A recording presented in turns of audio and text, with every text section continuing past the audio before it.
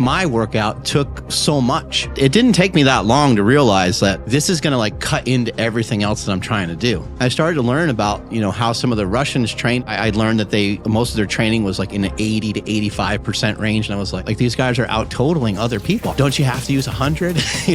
Don't you need to use 105%? Maybe it's just not as necessary as we thought it was.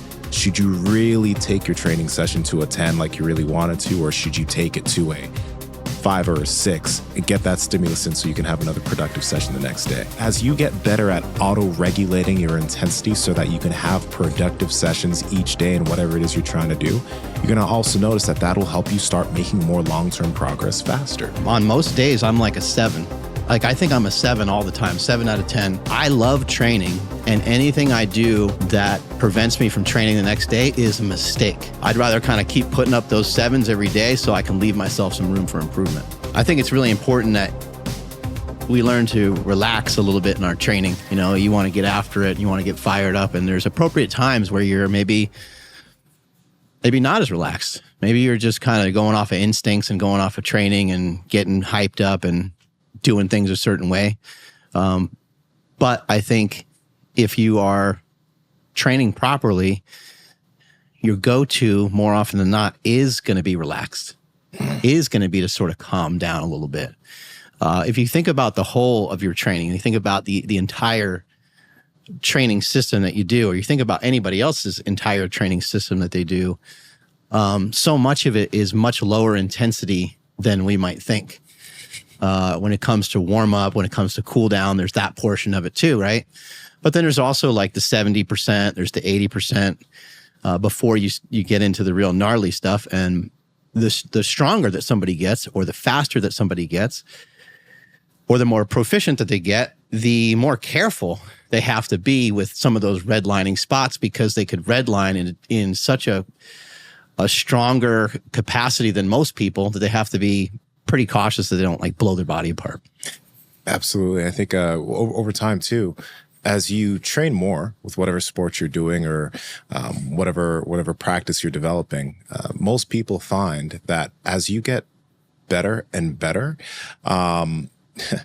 you don't have to put in as much intensity. I think that there's this idea, and I think we all have that. We've all had the idea that to be able to train, you need to have a high level of intensity, and you need to have a high level of effort, which, don't get me wrong, a high level of effort is good. But usually when we have this as the backbone of the way we train, we end up doing way too much, or working way too hard within certain sessions, which can actually make our progress slower. So I think there is a skill in learning how to sustainably make progress, where even though you're putting in effort and you're putting in a level of intensity, you don't perceive it as being intense. And it might sound odd, but we'll get more into it. I think that's one of the things that has allowed both of us to be able to recover better from session to session from everything that we do. I think we're talking about efficiency, and like just messing around with the sandbags. I think the sandbag is a good mentor. It's a good teacher. Because as you lift the sandbag, if you're not prepared to lift it, and you're not prepared to kind of like learn how to manhandle it, and you try to lift it slower, that is a way. You can lift it slower. You can lift it more methodical. You can get it to your lap, and then you can kind of figure out what to do with it from there. But I do think there's a time and place where you need to kind of turn it up a notch. But even in your efforts to turn it up, I think what would be the next thing to learn after you learned how to kind of go hard with it would be to kind of calm yourself down a little bit.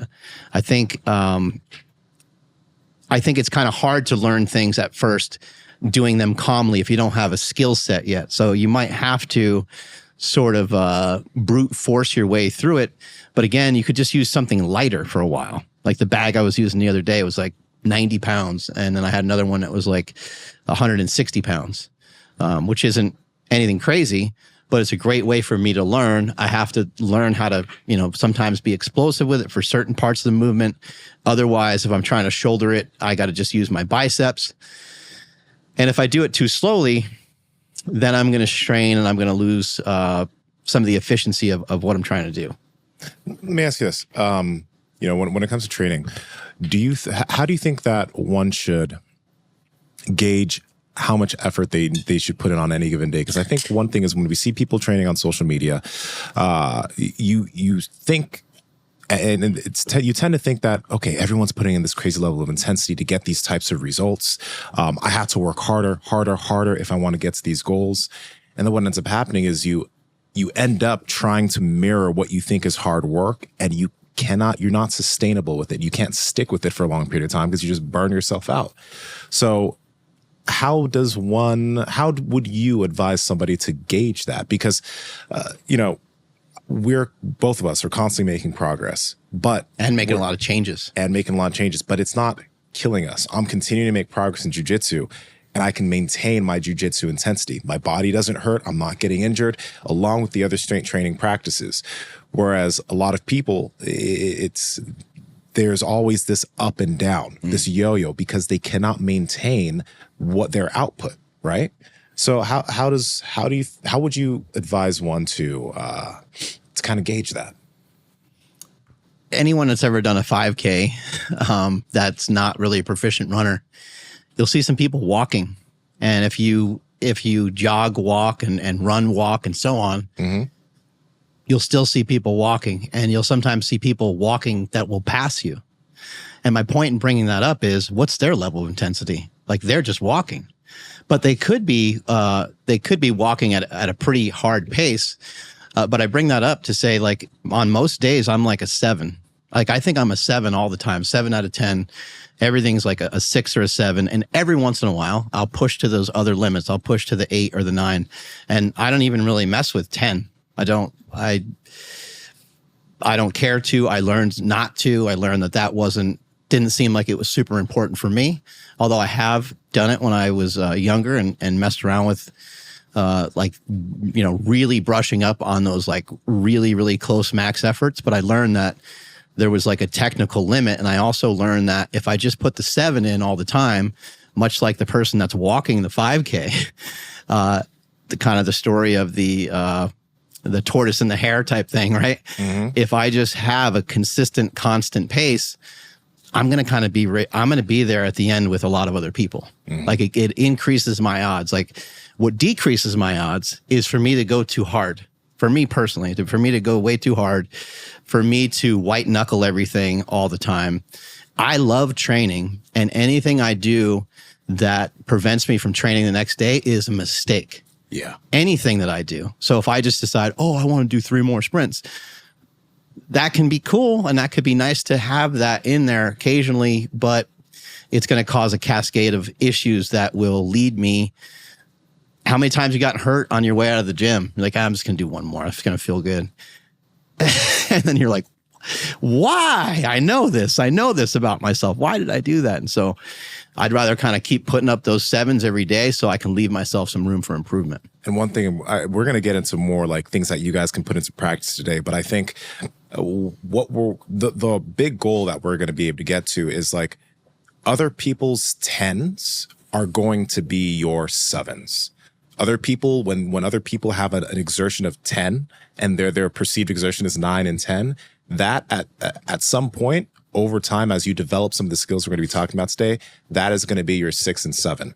And for you, when your 10 is just, you're going to have much higher output if you take some of these things that we're going to talk about into practice and you give it time, because these things aren't immediate, and there's going to be changes in the way you move, changes in the way that you breathe, and it'll have a global effect. I'm sure there's some great reasons, occasionally to train with your heart rate, very, very high for, 10 minutes, 20 minutes at a time or something like that. Jeremy Miller comes to mind. We had him on the show, and he talked about how he kind of just redlines through an entire like marathon. And personally, for myself, again, that's not something that I would want to do. I would actually say maybe in Jeremy Miller's case, maybe he's just a little different, and maybe he can handle that. But to me, I don't know if you ever recover from that. Like, I think that's something that you kind of hold on to in your body for like weeks, months, and maybe even longer. I just think it's that detrimental. And I'm not trying to encourage anybody to be a big pussy. I still have had a lot of training with a lot of intensity, and people have seen the stuff that I did when I was powerlifting. But the things I did when I was powerlifting, those lifts were usually like well within range. Like I was able to make them. And I think one of the powerlifting meets that you did that stood out is like where you finished the powerlifting meet with a 755 deadlift, and we were like pumped because you did it pretty easy. But at the same time, it's kind of nice to be like, you probably could have got like 770, or like it would have been cool to give 780 or 790 a ride, and who even knows, maybe even beyond that. Like it's kind of we're better off saying that than being like, oh man, I'm sorry you got, kind of injured at the end there. That kind of sucked. And when you train like this and you actually compete like this is the way a lot of the Russian lifters have competed for years. You can go back to training sooner. You can kind of get right back to it again. Yeah. And again, it also leaves you room for improvement. We didn't know that you were going to do that easily. Yeah. I want to give credit to where credit's due. The first person who I ever heard mention, because like even if you go to my earlier deadlifts in that meet, you'll see that there wasn't any tension on my face, right? The person who I have heard first mention that was in Kelly Starrett's Becoming a Supple Leopard in 2013. He was mentioning, don't make a pain face when you're doing this myofascial release work. Relax your face, because like your face will inform the reactions of your body, the reactions of your nervous system. How hard you perceive something is, if it shows on your face, you'll feel it. But if you can learn to calm your face down, then it's almost like your body knows that, okay, this is okay. Your tissues can relax. You'll be able to get deeper. And when I took that into lifting, it made a very, very big difference in terms of how difficult I perceived these lifts to be. I didn't perceive it to be that difficult because my face was relaxed. So thank you, Kelly. Appreciate you. Yeah, you're walking up to those deadlifts at one of Jesse Burdick's meets like as if you're like not interested. Like maybe this guy wants to be somewhere else. Yeah. But I think that does have a big impact. And I believe I got the same thing from Starrett as well when I started working with people and teaching people how to squat, and seeing more and more people at Super Training do a squat.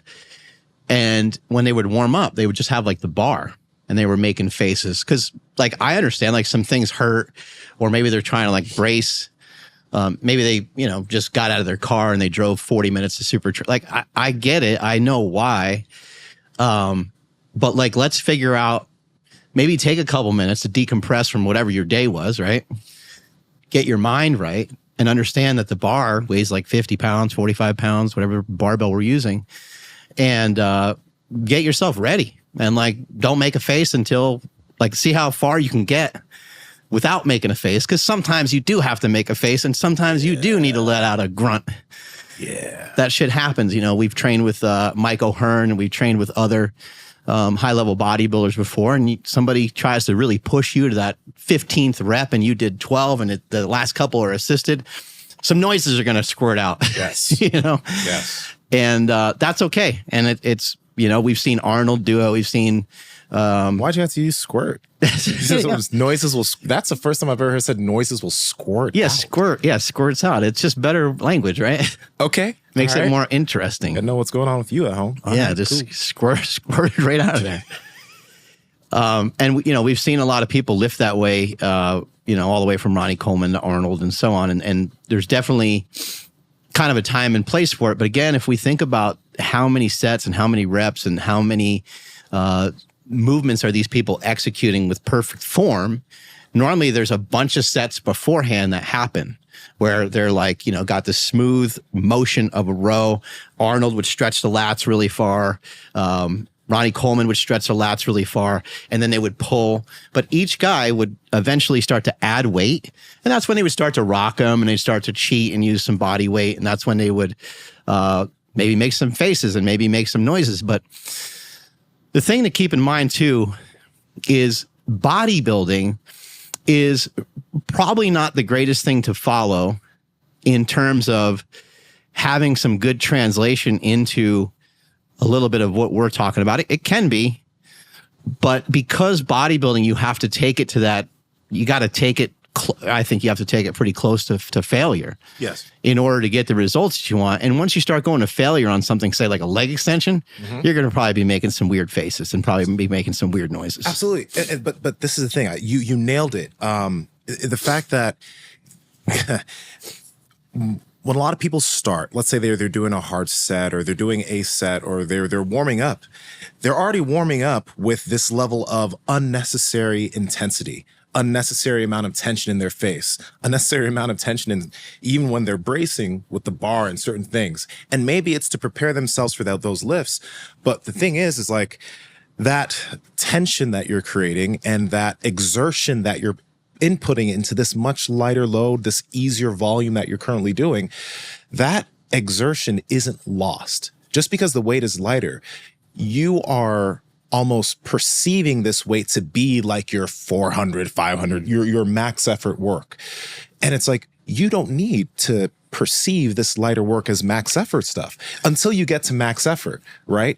It's one of those things where it's like, use the intensity when you need to use it. And if you can, this is one thing. If you can, for example, when I do jujitsu, we'll get into breathing a bit later, but one of the things that I have as a barometer for me is like, I want to be able to beat most people without having to perceive it as like, without having to use as much effort as I would have to. I don't want to have to, like, for example, if we pull up on Instagram, there's a role that I have with Ben Alderman, Iron Mile Ben, he put it up, right? One of the things you'll notice is like, there's nothing on my face. I'm breathing through my nose. I'm pretty relaxed. And a barometer for me is like, can I just breathe through my nose when I work with the majority of people? Actually, pretty much everyone. And if I have to start puffing and puffing, breathing through my mouth, I know that I'm not being as efficient as I could be. I'm working too hard to have to beat this person. That was something I've had in my mind for years. And now I beat a vast 99% of people without having to open my mouth. Right? That helps me recover faster. That helps me keep calmer. And that helps me get better at using the right amount of exertion for the task at hand. That's the goal, using the right amount of exertion for the task at hand. But if every single thing you do, and this is outside of the context of jiu-jitsu, you treat everything like a max effort, that's going to tax you way too much. You're not going to be able to be as efficient, and it's going to mess with your recovery from day to day. I look at that in the lifting context too. Do I have to treat this 200-pound sandbag like a 300-pound sandbag? No. How can I lift this as efficiently as possible so I can get it done? It can be a good, help me progress. But it's also not something that takes away too much from my recovery, but helps me progress because I'm putting in the right amount of effort. All right, Mark, you're getting leaner and leaner, but you always enjoy the food you're eating. So how you doing it? I got a secret, man. It's called Good Life Protein. Okay, tell me about that. I've been doing some Good Life Protein. You know, we've been talking on the show for a really long time of certified Piedmontese beef, and you can get that under the umbrella of Good Life Proteins, which also has chicken breast, chicken thighs, sausage, shrimp, scallops, all kinds of different fish, salmon, tilapia.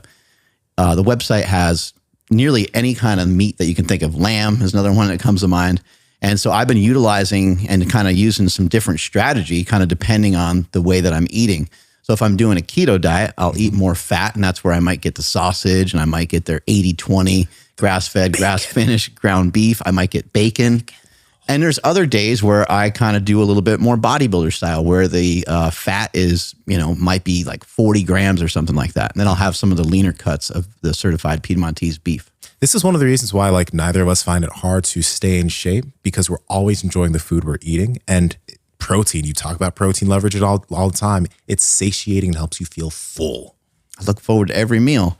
And I can surf and turf, Yeah. I could cook up some, chicken thighs or something like that and have some shrimp with it, or I could have some steak. I would say, the steak, it keeps going back and forth for me on my favorites. So it's hard for me to lock one down, but I really love the bavette steaks. Yeah. And then I also love the ribeyes as well. You can't go wrong with the ribeyes. So guys, if you guys want to get your hands on some really good meat, you can head to goodlifeproteins.com and use code POWER for 20% off any purchases made on the website, or you can use code POWERPROJECT to get an extra 5% off if you subscribe and save to any meats that are a recurring purchase. this is the best meat in the world. And somebody who's new might need to have their mind wrapped around something slightly different than what we're talking about here today in some cases. Because, you know, teaching a lot of people something like a deadlift, you know, I remember even just teaching my own son a deadlift at super training. I remember telling him, like, it's not going to come off the floor until 3, 2, 1, 0. Like, so it's going to, because I gave him a weight that was kind of heavy, you're going to pull against it. It's not going to go anywhere. It's not going to feel like it's going to go anywhere. But at some point, you got to say, like, fuck you kind of to the weights, and you got to put some oomph into it. And if you're continuing putting that force into the bar, all of a sudden it starts to come up, and then you're like, oh, I'm okay. And then boom, you're able to lock it out. So sometimes in the beginning, you might have certain things to overcome. But the whole point of, I think, what Nsima and I are sharing and some of our like career goals are to continually make our floor, you know, keep turning it into the ceiling, and then making the ceiling the floor, and so on. Yes. And you just keep ratcheting up these different levels every time. And I think for myself, you know, 10 minutes of a walk run in the beginning would be really hard, but I can probably do 10 hours of a walk run every day for 10 days in a row for 10 weeks straight. Like I can, you know, I can handle a lot nowadays, because I think I've taken my time. I haven't taken myself out of the game. I've run into a couple little injuries here and there. I run into some soft tissue stuff where it's like, okay, I got to pay more attention to the calf or to the shin or to the foot. But it's all been very, very minimal. Had I, you know, done things a different way and gotten all fired up and done the opposite, it would be so much harder. The workout I did the other day where I was running on the treadmill, I did I think it's 7 miles an hour on the Peloton, and then it's 7 on the incline. I did 90 seconds, and I did like 7 or 8 intervals of that with about a 2-minute rest in between each one. I mean, there's just, even a couple weeks ago, I wouldn't have been able to do that. Yeah. So just keep building a capacity to the point where who knows how long it will take me to, you know, run at the speed of an 8 or a 9 or a 10. But that'll happen too. You know, as long as I'm kind of taking my time, it's not going to all happen in a day anyway. So pull back some of your ideas of trying to really destroy yourself with these things. And I think you've had a good mindset with jiu-jitsu where you probably eyeballed it before and said, like, there's a lot of guys that do it every day and they're really good. That's super tempting for me to do that. But I wonder, these guys that do it every day, do they do all the other stuff that I do? Maybe I should just kind of calm down. Maybe the way that I'm doing it, maybe it's not bad. You know, maybe the way that I'm doing it is cool. And you have other interests, right? Like you like, so it'd be a disservice to you to force yourself to do jiu-jitsu every day. And then also, you probably went over it in your head and maybe even did handfuls of days of jiu-jitsu in a row where you're like, that works good for some other people, but maybe it's not in my best interest to do that for now. Yeah. I know guys who do jiu-jitsu every day who do double days on certain days too. And there was a point where I attempted that, but I realized that, like, I can't, I'm not going to recover well if I do that. You know what I mean? I had to figure out other ways of progressing jiu-jitsu. For me, that's watching much more jiu-jitsu and analyzing it, right? That's like, because I'll train usually most weeks 4 days a week, some weeks 3 to 4 days a week, right? If I'm getting closer to competition, there might be some fivers in there, but like there are certain sessions that are much, much easier where I'm like not really going as intense and I'm just getting in movement. But I did realize that a lot of these guys who train all the time, a lot of these guys rack up injuries. A lot of these guys just have certain things that just don't go away. They also might be some of the same people that say, how do you stay motivated to be fired up to go and do it all, you know, do it hard. Right. It's like, well, you do it every day.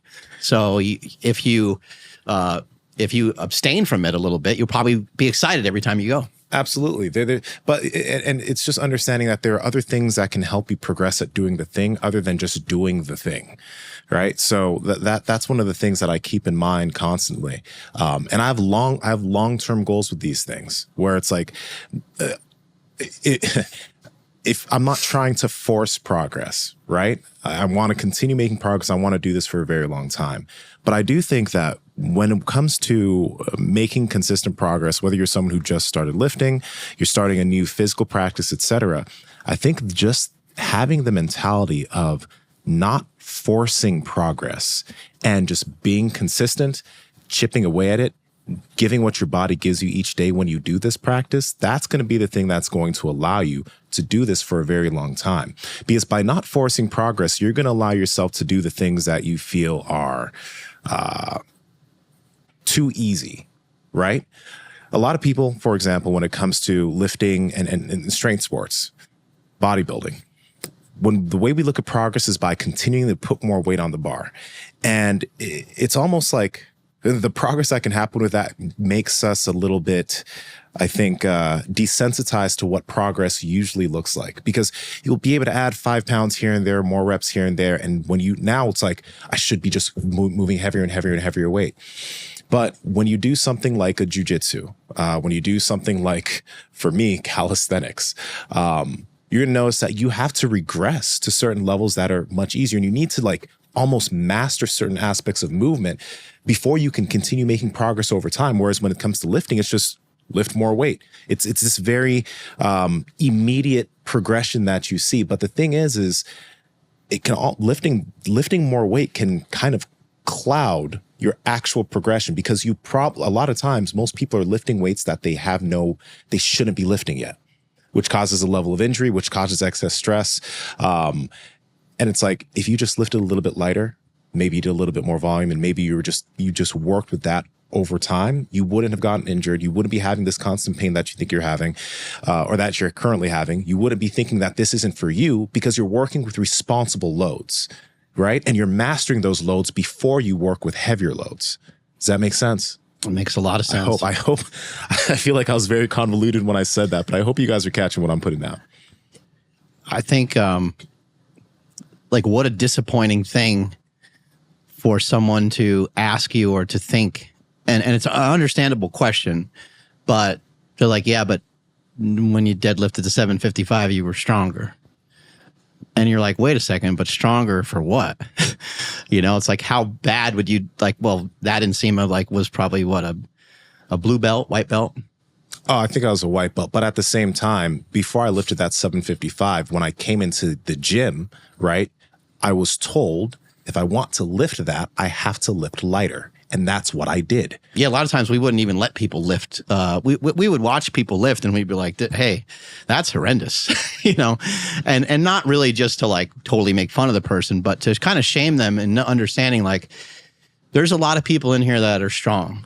But if you want to get stronger, it's more important that you lift it correctly. Yes. And that you find an optimal weight rather than just a maximal weight. Mm-hmm. You can get stronger with maximal weights, and we've seen a lot of people do it. And every once in a while, there's some genetic people that, for whatever reason, they can handle the maximal loads week in, week out, and they just make progress forever. Yeah. And we don't know why that happens sometimes, but it's really, really rare. Most of the time we have to find somebody has to find the sweet spot of the weight that they can utilize.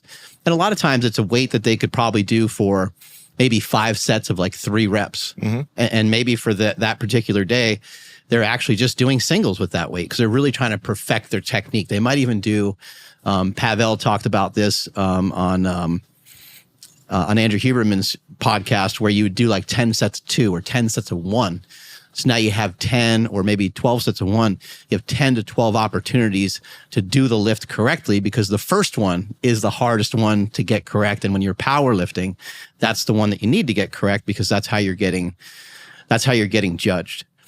But this idea of, relaxation and some of what we're communicating about is not so you just lift the weight stoic and so that you just look cool and you can maybe go up there with a pair of sunglasses on and pretend you don't care and just like lift the weight.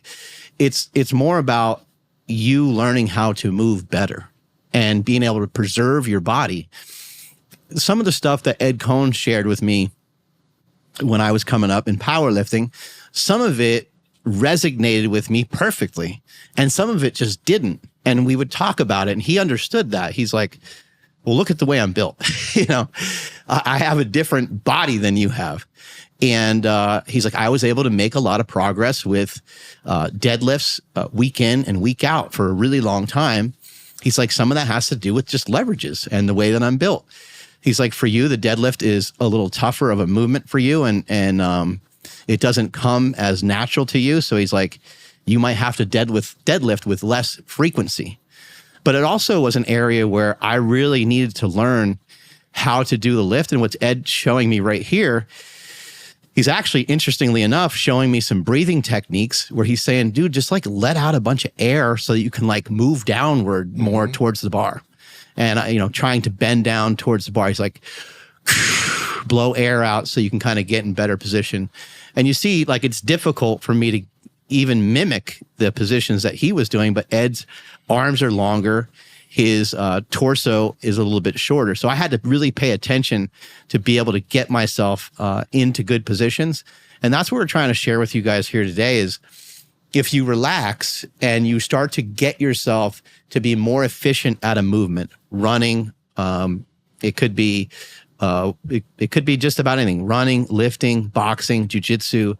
You get yourself to be able to do these things in a stoic manner where you're breathing in and out of the nose, where you're a little calmer. You're going to be able to do them with great frequency, and you're going to be able to do them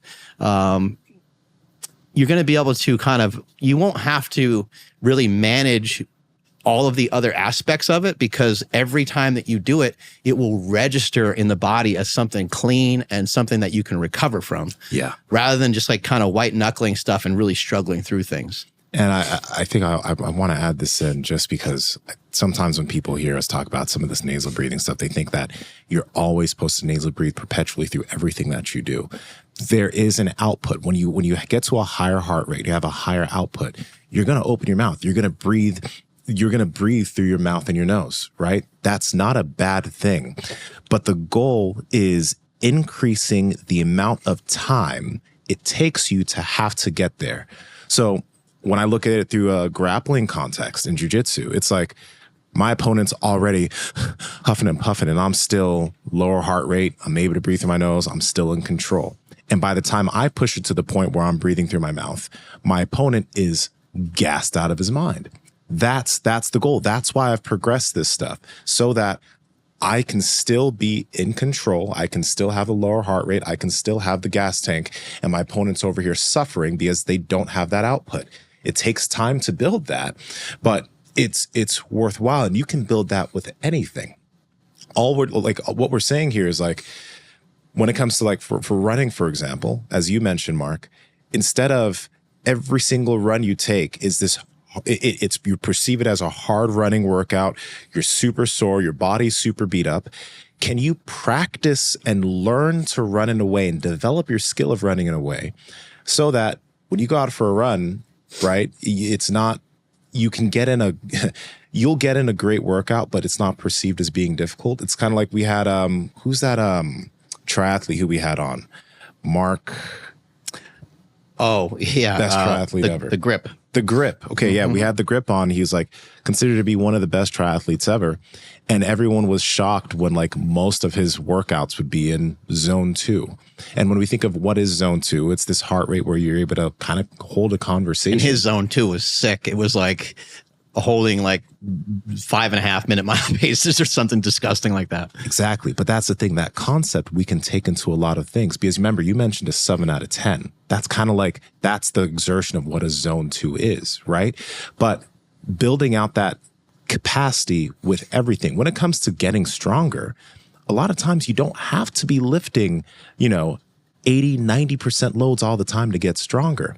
You can, if you can lift those 70 something percent loads over time and you can increase your capacity with those, then when you touch those 80, 90% maybe once or twice a week, you can do them efficiently because you've built capacity in this zone 2. In jiu-jitsu, same type of idea. I know jiu-jitsu, you need to build efficiency. You need to learn these movements. But over time, if your training sessions, if you're not always at a 9 out of 10, right?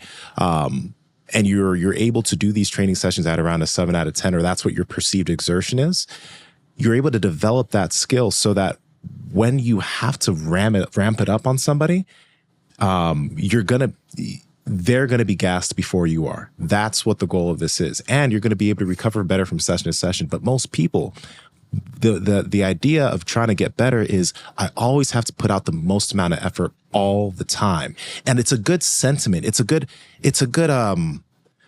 I guess it's good that you want to put in all of that effort, right? Don't get me wrong. I think effort is good. But the thing is realizing that putting in all that effort all the time is actually going to make progress harder, is actually going to beat you up more. And it's not something you can do for a very long time. It's going to be a kind of a futile attempt to some degree if you're doing it too much. Yeah. Again, we're not saying that we never do it. Nsima has plenty of occasions where he rolls with people that are more challenging. And you've had plenty of roles too in the past where you kind of had to redline it. Oh yeah, absolutely. You had to learn that skill when you go to competition. Like, it might happen. And the sign of a great champion is to not only redline, but to kind of be like, okay, I think I got my work cut out for me, but then to still be able to beat that guy. Yep. Like, that's some legendary stuff that really gives you a crazy confidence boost. But then it also reassures some of what you're doing in training is effective, because when you did get in those moments where you did redline, where you were like, this guy might be kind of a little bit better than me. You at some point said, well, we're here. Mm-hmm. I need to just calm down and just pretend it's another training session. And then hopefully something comes to you where you can get a point or where you can get a submission. Yeah.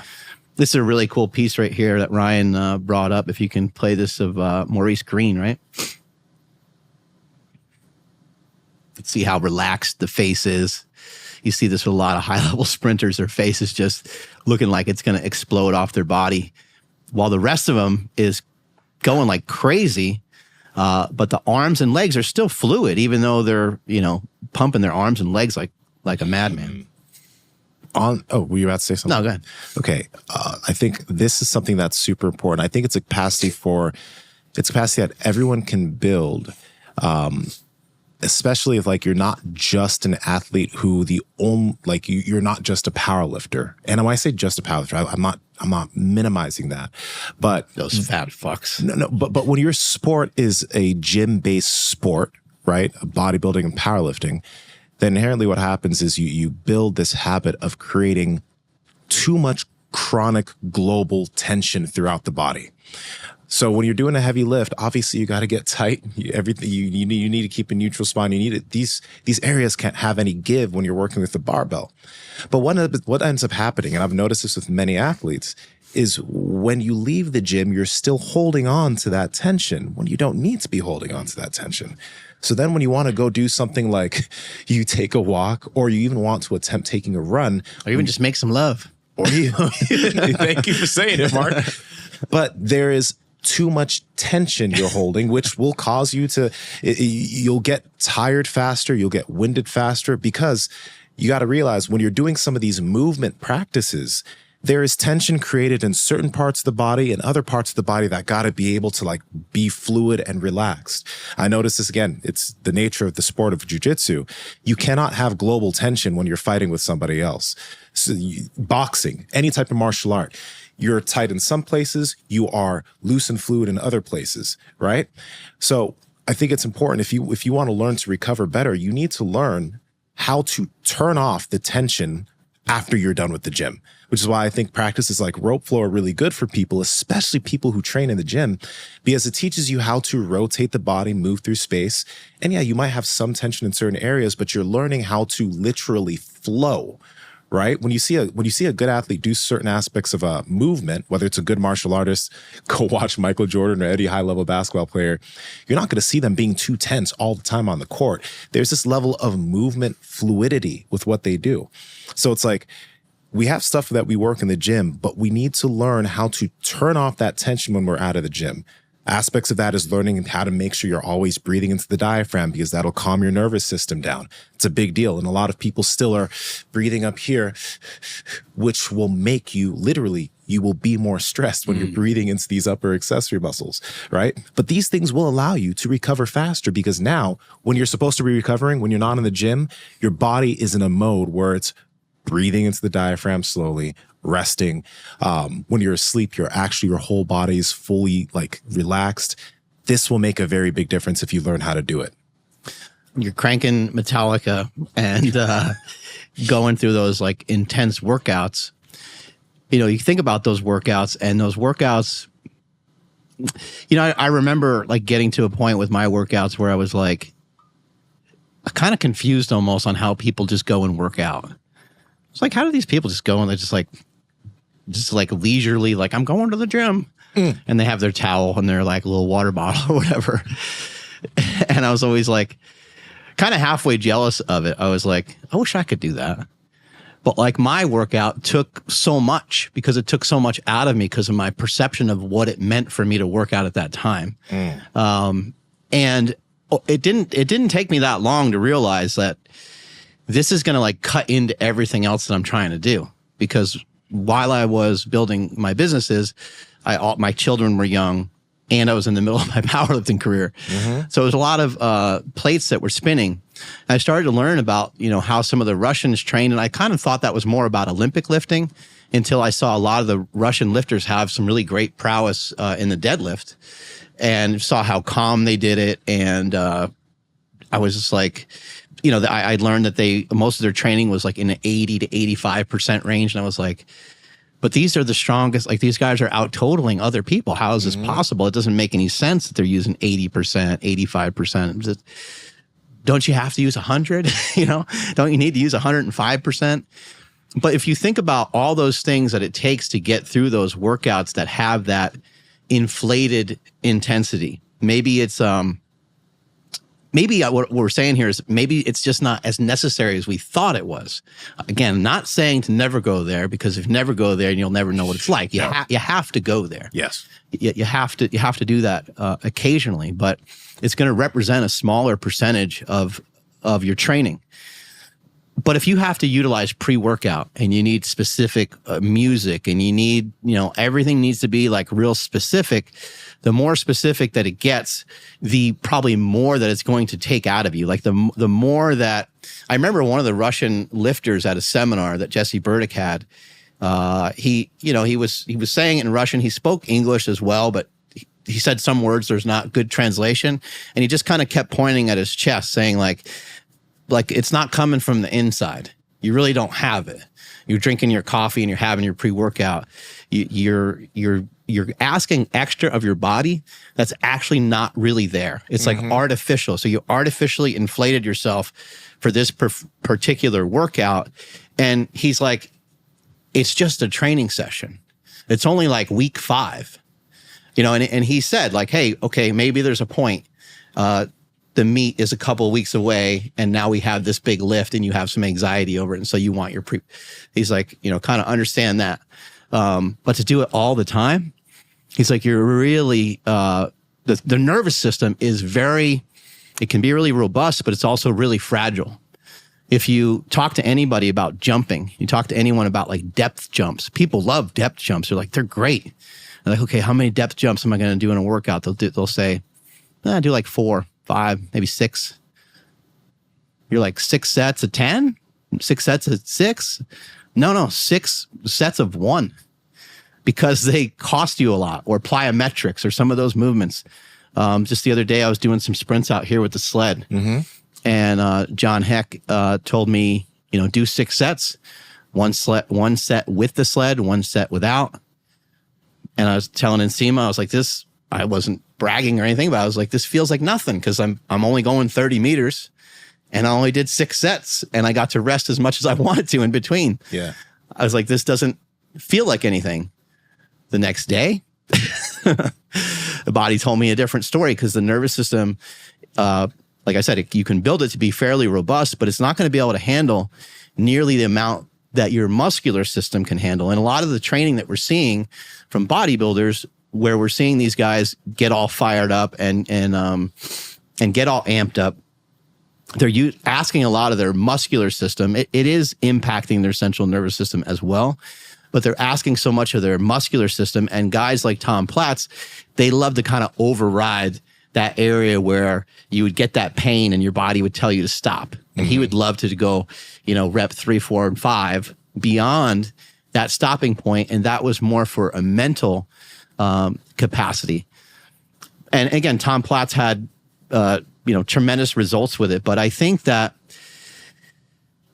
I'd have to say that out of the different sports that I can think of where that is prevalent and where you see that be successful, the only one I can kind of think of is bodybuilding.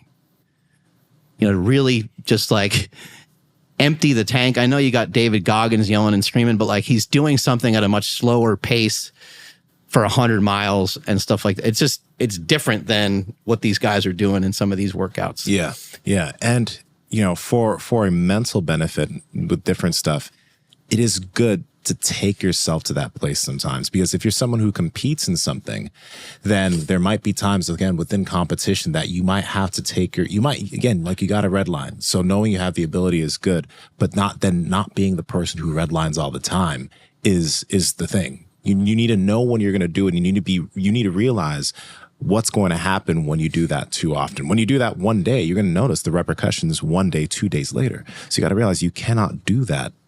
You cannot do that often if you want to make long-term progress. And again, what we're talking about here is making long-term progress, doing this 5 years, 10 years, 15 years, doing whatever you're trying to do until you're old, and not because, think about this. How many athletes have we seen do certain sports, whether it's jiu-jitsu, powerlifting, bodybuilding, and then they're just literally out of the physical game 10, 15 years later, right? Yep. Because they just went too hard too often. And you don't need to do that like that. I wrote down a couple of things here because you were talking about how to like calm down, after a workout. I think a cool down is like very much undersold. Sometimes we probably don't even allow time for the cool down. We're like, I got 45 minutes. I'm going to do a 30-minute workout, and you're going to warm up for 15. And then like the time just goes by and you don't cool down. Cooling down to some degree, utilizing similar movement, same movement, less weight, is really, really smart to do.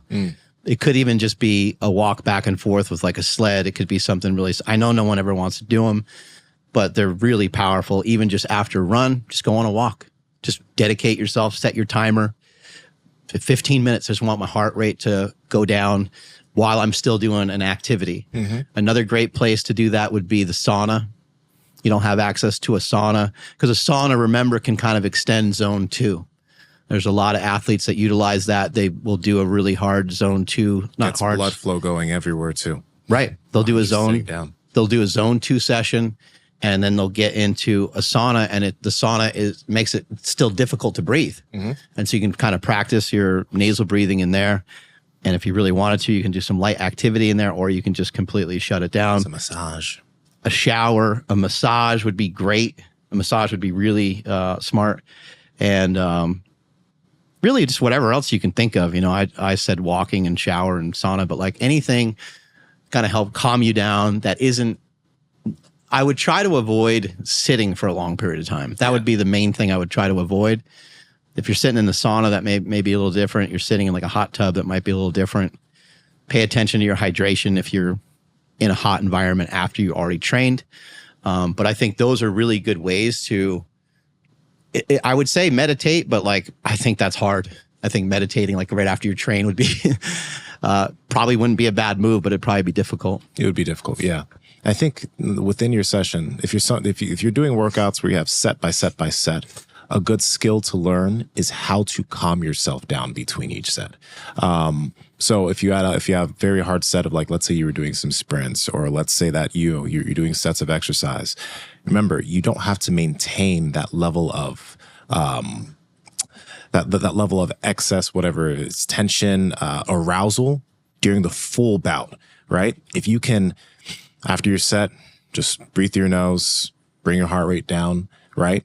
That will allow you to have an even potentially a better set from exercise to exercise, but then through that workout at the end, you're not going to have as much fatigue, versus if throughout the whole practice training session you were just wired up the whole time, right? Then you're going to really feel, you might have a decent workout, but you're going to feel that stress more the next day and the day after that.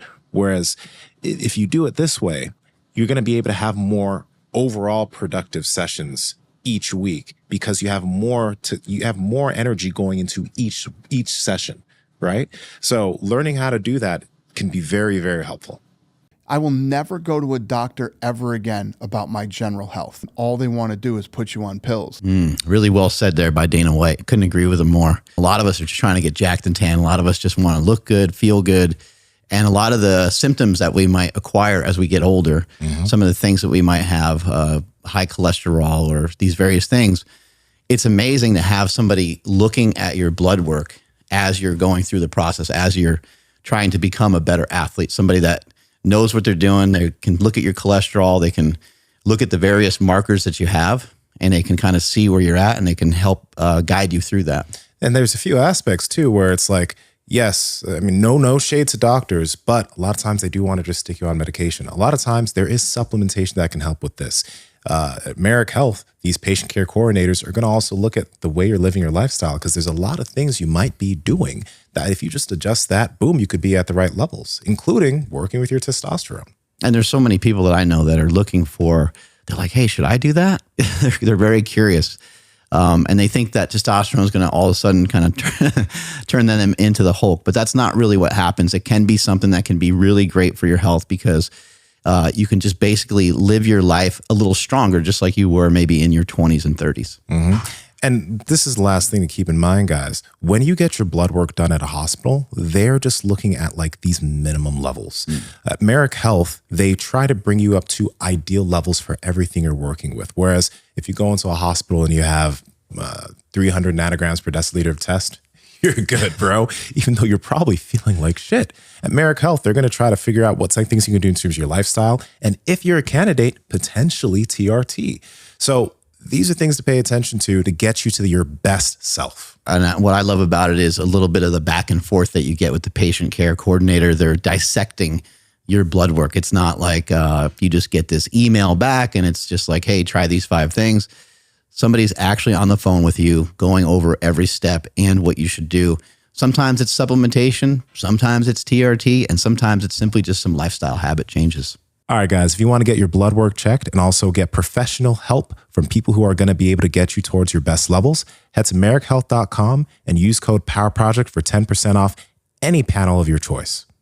When do you think, you did mention like Kelly Starrett and you saw some of that stuff from Supple Leopard, but you're huge and you're a professional bodybuilder. And like, where did you learn? Did you learn this? Because when you lift, you're very calm. Like I've even seen you do bodybuilding workouts, and you're still, you still keep it. You don't like to go to that extra degree, and there's probably reasons why. Where did you learn that? Well, okay, so the calm face thing I learned from Kelly Starrett, but when I played soccer, one of our soccer coaches, his name's Marcos Mercado, he had us meditate before we had games. We legit sit in a circle and visualize literally visualize playing as a flow state team before the game started. And when I say flow state team, when you're playing on a field with 11 other players, like when you guys get in sync, everyone knows where everyone is, and there's like this. It's just like it's like a dance, right? But the thing is you there's a level of calm too when you're doing that, and our coach knew that if he taught us how to do that, we'd be able to be better players. So I learned that from there, but learning how to like keep a calm face, etc. I think from there, that's where I kind of learned that you want to put in effort, but you almost want to feel like the effort you're putting in isn't hard, if that makes sense. Like you're doing a hard thing and it's not,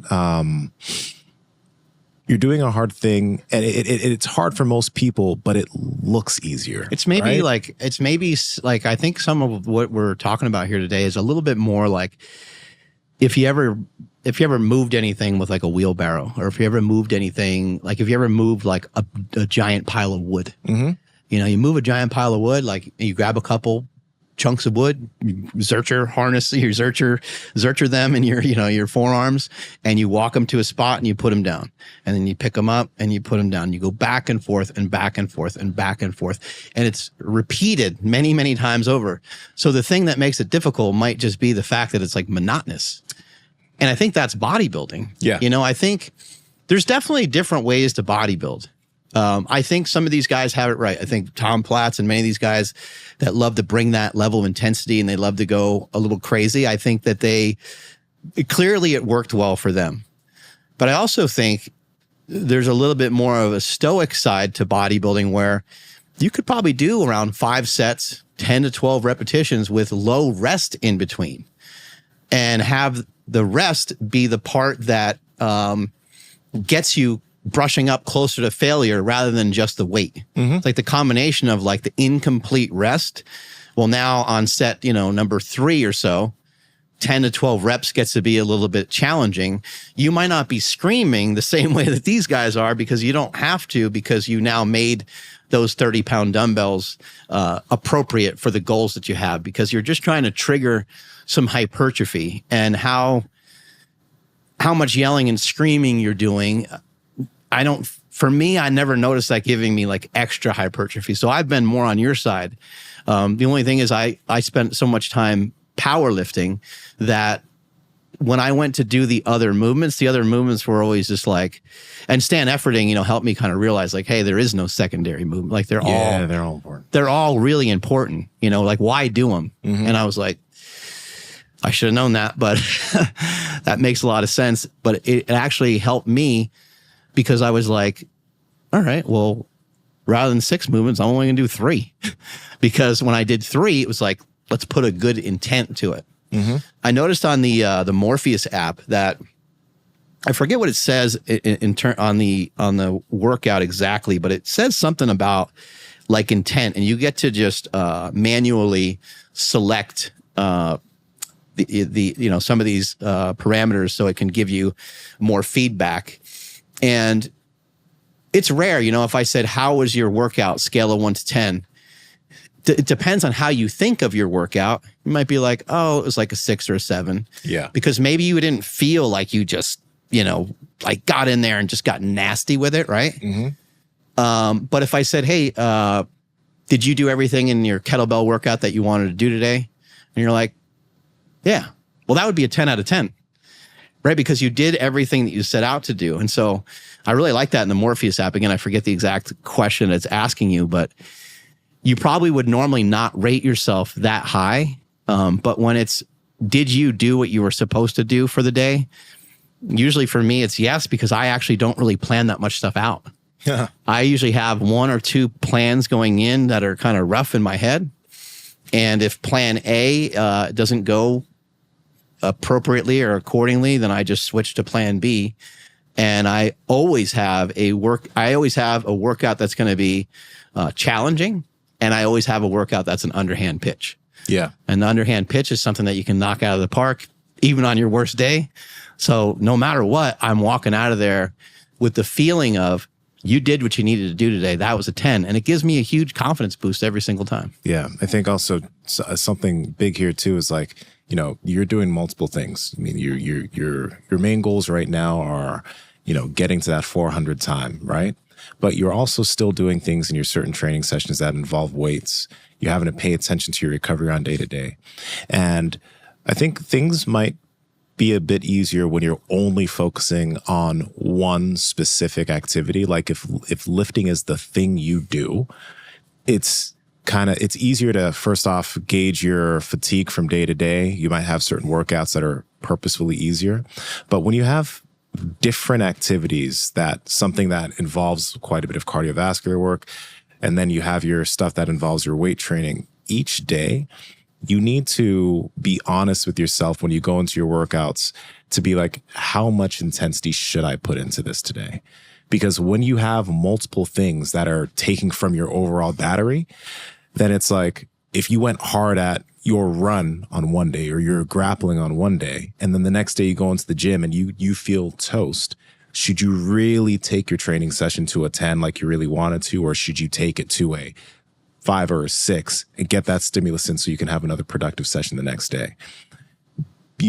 As you get better at auto-regulating your intensity so that you can have productive sessions each day in whatever it is you're trying to do, you're going to also notice that will help you start making more long-term progress faster, because you're doing what your body is giving you. And again, sometimes people might look at this like you're saying you're not pushing yourself, but no, you're being productive with what you're doing rather than letting your emotions drive your activity, then running yourself into a hole because you don't have the energy to do what you need to do. How many guests have we had on the show who we, kind of get done with the podcast and we like go into the gym or something, they're kind of limping around a little bit, or they're like, I got to take it easy because of my back or because of this and that. There's a lot of people who've been on the show that take care of themselves tremendously and they do a great job. But there's also been some people that, they really have a hard time. And for me, I want to do well with sprinting and stuff that I'm doing. But I'm not going to ever again take anything on like a specialist because I left too much behind by just powerlifting. Yeah. And hopefully all of us can like learn from our mistakes. And for me, I'm like, well, that was a mistake. I'm lucky that I didn't end up with a serious injury. I'm lucky that I didn't die when I fell with 1,085 or had, 800, 900 pounds fall over my face, like so many different times. There's a lot of things I did, even with like caution and even with like expertise. There's a lot of things I did. The amount of drugs that I took, like all this stuff was, it was like I was going to do anything that I could to get to my goal. Yeah. And that's the way that I did it. I know some people think that that's cool, but I'm very fortunate that I don't have a hip replacement. I'm very fortunate that it's almost just like pure luck because I have a lot of friends and a lot of other people that, we could say like, oh, well, maybe Mark trained smarter because he's people's coach or something like that. But I think it's a combination of things. I think it's, partially genetic, partially my background, partially the knowledge. Like I think all those things, they do factor in there for sure. But as I'm doing some of this sprinting, it's like, well, what holes in their game does a sprinter have? And you would think, well, I don't know. Like they look pretty awesome. Well, they look awesome, but how's their change of direction? How are they with,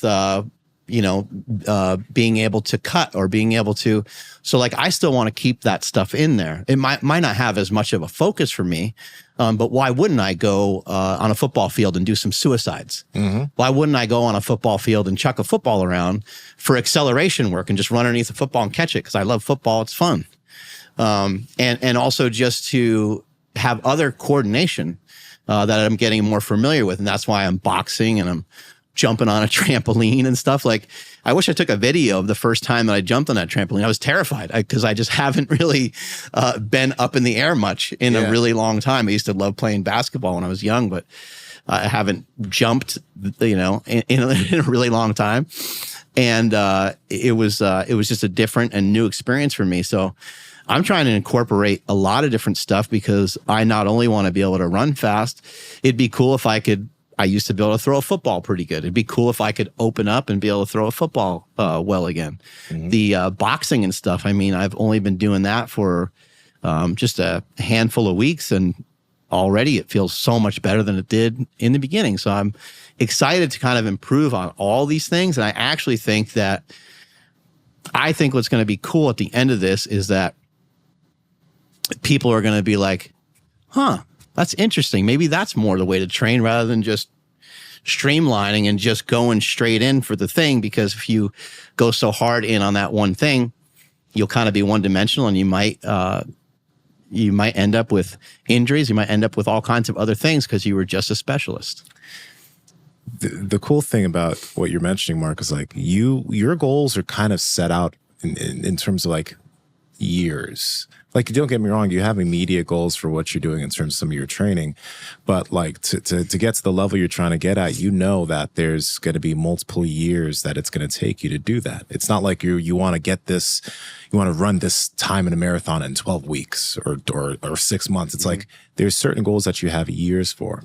And I think when you understand that it's going to take you years to reach this goal, first off, you put in consistent work because it's going to take a level of consistency to do that. But you realize that you need to do this for a long time, right? Again, the interesting thing is like when a lot of people look at strength, it's like, let's say there's a deadlift goal. Okay, I want to get a 500-pound deadlift by this month. Like I'm at 400, I'm on 4 or 5. Let's see if I can get a 500-pound deadlift in the next 12 weeks. Maybe you could. Right. But it's one of those things where it's like, when you set a little slightly longer time horizons, then you seem to be more responsible with the things you do to get there. You don't take shortcuts. You don't take risky calls in terms of the load you're going to lift. You're very responsible with what you do, and you can get there without battering yourself, which I think is like, should be a goal. It shouldn't be like achieving this goal, but you're bruised and battered. It's like in jiu-jitsu, it's the broken black belt. A lot of people will get their black belt and it's like they're battered, broken. They have a lot of pain in multiple places. Like, is that where you want to be? Or would it be ideal to get there and still feel amazing? Right? I'd rather still feel amazing. I think that's the goal, right? Is to feel awesome while you're doing all these things. Yeah. And I think I'll mention this in the later, I think we'll talk about this another day, but like, as I've been really progressing at calisthenics, it's been great to be not like, I'm decent at it, but I'm not like I am with jiu-jitsu, right? It's something that I'm starting with certain regressions on things that I think should be super easy, especially as I'm working with these gymnastics rings.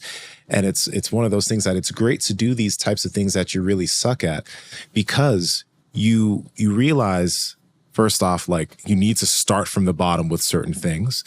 And you realize that like progression in anything just takes a long time. I think we're both used to doing certain things for a very long time because you've done powerlifting and all these things for a very long time. So you understand progression takes a while.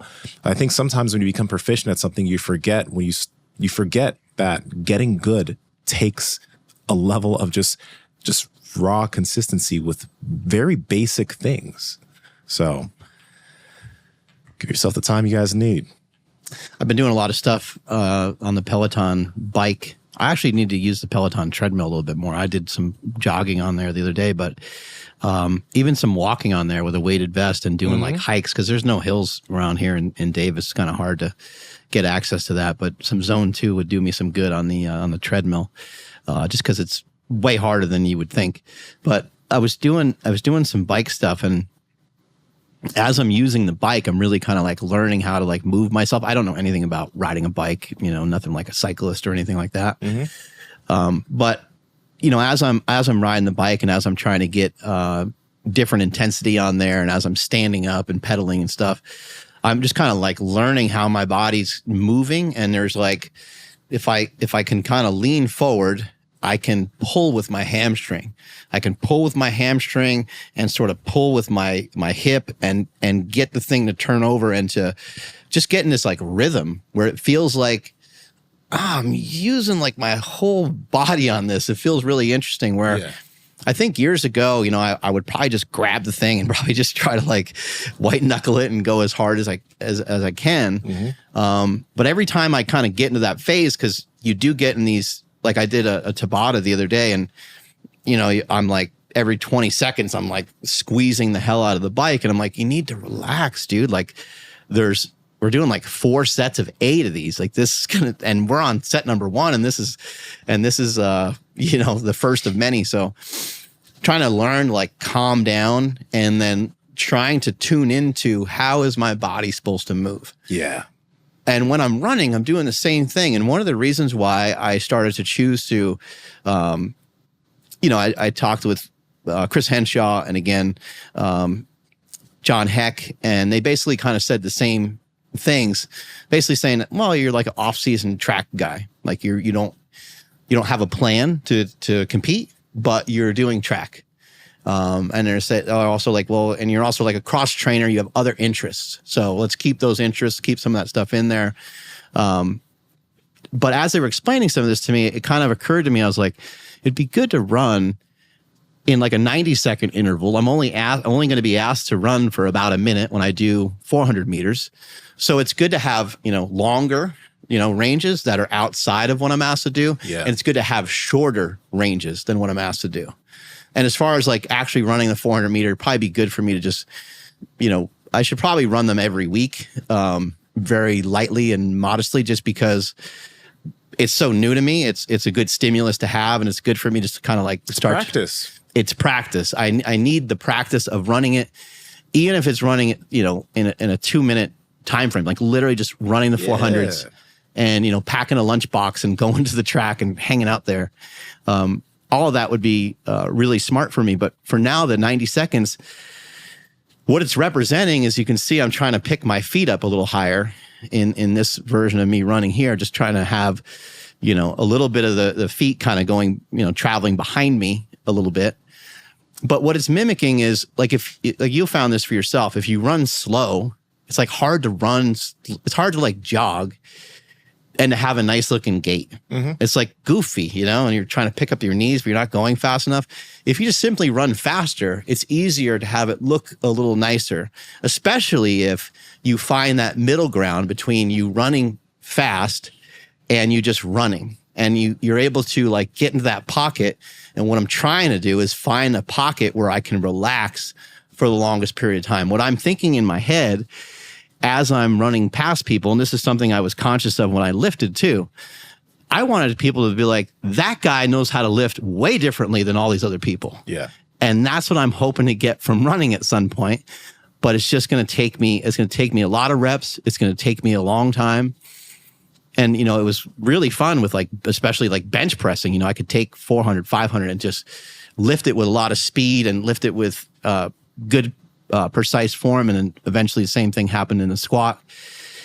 And that felt really good. But as I'm running just around, you know, Davis and stuff like that, I see other runners too. And sometimes I'm like, holy shit, like that guy's got it. You're like, that guy's got it going on. Like, what is he doing, you know? And I'm hoping that I get myself on that level. Yeah. On track with that to be able to move that well. So Mark, you have been loving wearing these Paluvas for a long time. Why is it that you like these shoes that look like this? I'm trying to get my feet to be jacked. You know, I think it's funny how sometimes people will, when I wear these shoes, they're like, oh, those are different. And I'm like, well, maybe you should blame God because this is the human foot. This is the way that it looks. But Paluvas are awesome because it's going to allow you to train your feet and train your toes and allow for that toe spread because you got the 5-finger toe thing going on. It's like put on a glove for your feet. It feels amazing. It's like walking around with toe spacers. You know, we've been working on our feet for a long time now. You always hear the benefit of people talking about like these tribes who have gone without shoes forever. And they have this toe space and have these amazing feet. And these shoes will allow you to just passively get that back by walking around. You don't realize what a disadvantage you're at when your foot is all clumped together from the football cleats or soccer cleats or whatever else you were wearing when you were young. And so it's nice to be able to splay your toes. In addition to that, though, one thing I love about Paluva is the fact that it's not a regular barefoot shoe. I do love barefoot shoes as well, but it also has appropriate padding. And when you're stepping on some crazy pebbles and rocks and different things, like when I'm out on a run, some terrain is a little different than others. I don't have to be worried that I'm going to get some sort of stabbing, crazy thing happening to my foot because it has an appropriate amount of cushion underneath the foot. And guys, Paluva has a lot of different styles on their website. I think one of the newest styles they just came out with, which is a little bit more of a rigorous shoe, is the Strand ATR. It's not these are the Strands, but the ATRs have a little bit more. If you want to go hiking with them, you totally can. Those are amazing. If you go out, you know, throw those on and go sprint on a field and your feet feel so strong, grabbing the grass and being able to actually grab the ground with your foot feels amazing. I'm more of a chill guy with my Paluva, so I like the Zen slip-ons, but that's the thing. With Paluva, there's a lot of different options. So if you head to paluva.com and use code POWERPROJECT, you'll be able to save 15% off your entire purchase. And they also have toe socks. Their 5-finger toe socks are no show, so check those out too.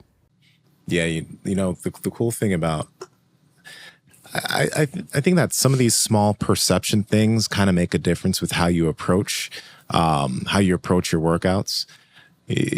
For running not to take much out of me, like what I do is I go out with a run, not with the intention of like a time right now.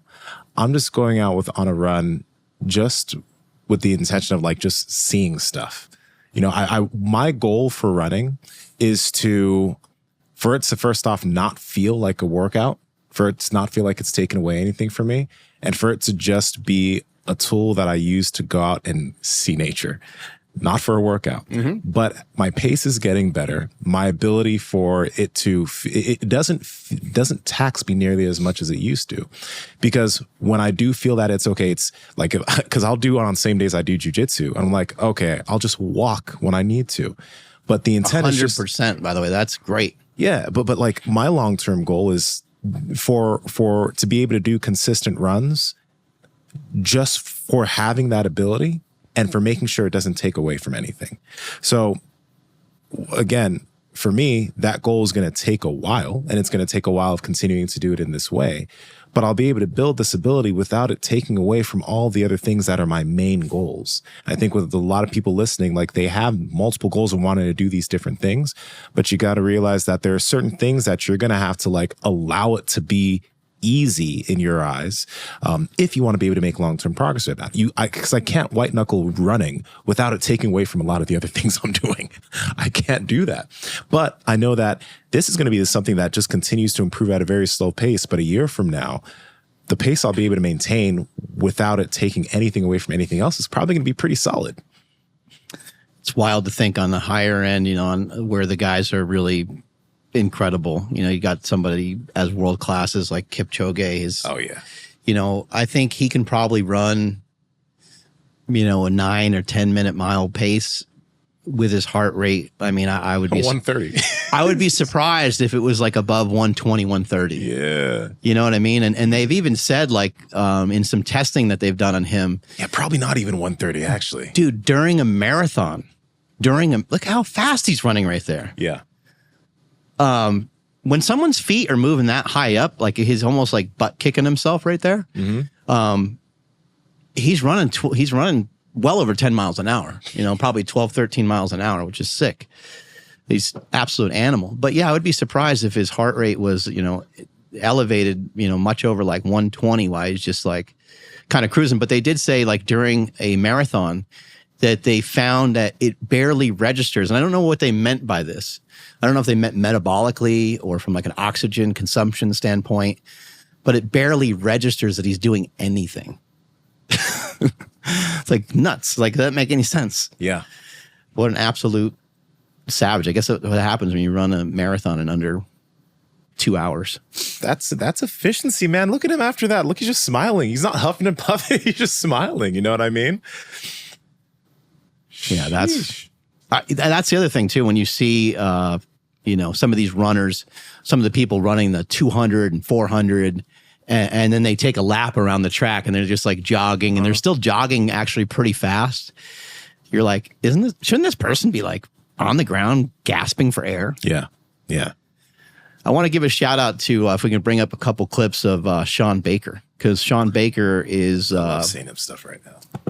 I think Sean Baker's around 10 years, maybe 11 years older than I am. Yeah. So Sean is closing in on being 60 years old. And I think that he has a goal also of running, about a minute in the 400 meter. And, what's kind of funny is like you see the comments on his stuff. Oh, he's stiff. He moves weird. It looks funny. Everybody has something to say. Everybody's got something to say.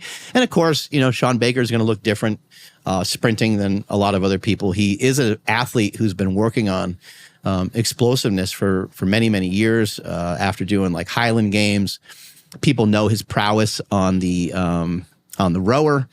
But what he's doing, these drills and all this stuff that he's going through, this is all preparatory stuff to be able to accelerate fast, to be able to run fast, to have your body be able to handle it. And yeah, these things might look a little weird. It might take some time to get used to them. I don't do them because I hate them. I don't like them, but I need to commit to doing more of these drills. I'd rather just go out and like warm up a little bit and then just like go. So for me, I just kind of found what I'm feeling is working for me, but I definitely do need to implement some of those drills. With jiu-jitsu, sometimes the drills you can just like, I don't care about these drills. Yeah, yeah. But they're super effective. So shout out to him. And then also shout out to Brad Kern, who recently competed. He did a 60 meter and he said he got smoked. But congrats to him just for competing and just for like, it takes balls. And he's a longtime triathlete. When he was a younger guy, he was a real stud with a lot of these things. And he still is to this day. He's still putting up some points on the scoreboard. But I think he's 60 something as well. And he did, I think, like a 102 or 101. Hopefully I'm not discrediting. Hopefully I got the numbers right on that in the 400 meter. And he also competed, I think, recently in some high jump again. I forget what the numbers were there. But just shout out to him because, like, this stuff's hard. We know Brad. He's been on the show a bunch of times, and he's had a couple injuries for a while. He was dealing with a foot thing. I think he had a surgery. There was one point where he came in and did the podcast with us and he was kind of limping around. He got himself, back on the track and back to doing some of these things. So good job by him. Yeah. Strength is never weakness. Weakness is never strength. Catch you guys later. Bye.